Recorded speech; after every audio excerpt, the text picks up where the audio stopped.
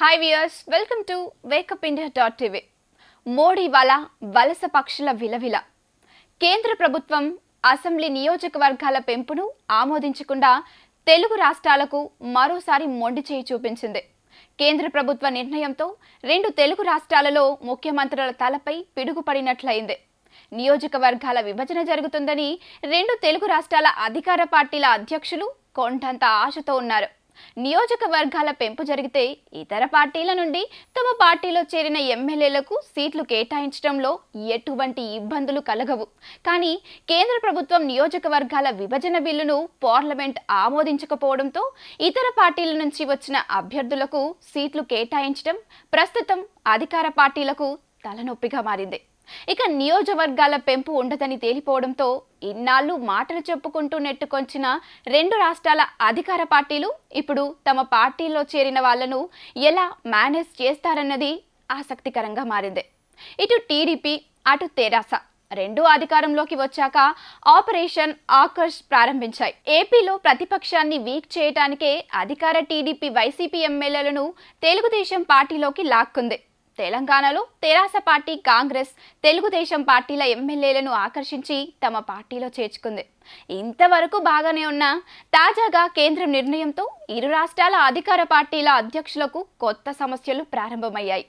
ఇష్టం వచ్చినట్లు ఇంతమందిని చేర్చుకున్న సెగ్మెంట్లు పెరగకపోవడంతో గతం నుంచి నియోజకవర్గ ఇన్ఛార్జీలుగా పనిచేస్తున్న వారికి సీట్లు కేటాయించాలో వేరే పార్టీ నుంచి వలస వచ్చిన అభ్యర్థులకు సీటు కేటాయించాలో తెలియని అయోమయంలో అధికార పార్టీలు ఉన్నాయి. సీటు ఖచ్చితంగా పెరుగుతాయని, ఎప్పుడు ఎన్నికలు వచ్చినా తమకు ఎదురులేదని, తమకు ఎటువంటి ఇబ్బంది ఉండదని ఇప్పటి వరకు చెప్పుకుంటూ వచ్చిన వలస లీడర్లు ఇప్పుడు కేంద్ర చర్యతో అయోమయంలో పడ్డారు.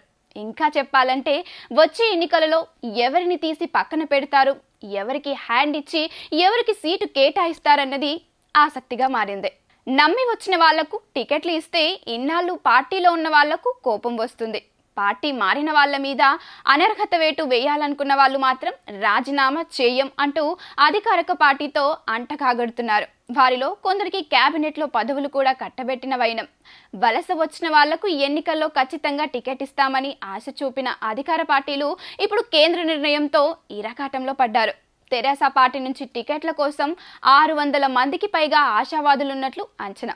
ఆంధ్రప్రదేశ్ పునర్విభజన చట్టం 2014లోని సెక్షన్ 26 ప్రకారం తెలంగాణలో నియోజకవర్గాల సంఖ్య 119 నుంచి 153కు పెంపు జరిగితే 34 స్థానాలు పెరిగేవి. అలాగే ఏపీలో అసెంబ్లీ సెగ్మెంట్ల సంఖ్యను 175 నుంచి 225కు పెంచితే 50 స్థానాలు పెరుగుతాయి అని, తద్వారా ఆశావాదులకు సీట్లు కేటాయింపులో ఇబ్బంది ఉండదని ఆశపడ్డ అధికార పార్టీలకు మోడీ కోలుకోలేని షాక్ ఇచ్చారు. 2026 వరకు నియోజకవర్గాల పునర్విభజనకు అవకాశం లేదన్న ఈసీ నిర్ణయంతో తెలుగు రాష్ట్రాల అధికార పార్టీ అధ్యక్షులకు కోలుకోలేని దెబ్బ తగిలింది. కేంద్ర ప్రభుత్వం ఏపీకి ప్రత్యేక హోదా కాదు, ప్రత్యేక ప్యాకేజీ అంతే. ఇప్పుడు బడ్జెట్లో ఏపీకి ప్రత్యేక ప్యాకేజ్ ఇవ్వకపోవడంతో పాటు తెలంగాణకు ఏమీ లేకుండా చేసింది. కేంద్రం మొదటి నుంచి తెలుగు రాష్ట్రాలకు మొండి చెయ్యి చూపిస్తుంది.